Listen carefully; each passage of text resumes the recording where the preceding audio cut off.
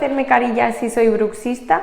Sí, pero es importante que sepamos que si no controlamos el bruxismo y no protegemos las restauraciones con una férula de descarga por la noche, esas carillas se pueden ver deterioradas o desgastadas con el paso del tiempo, al igual que ha ocurrido con nuestros dientes naturales.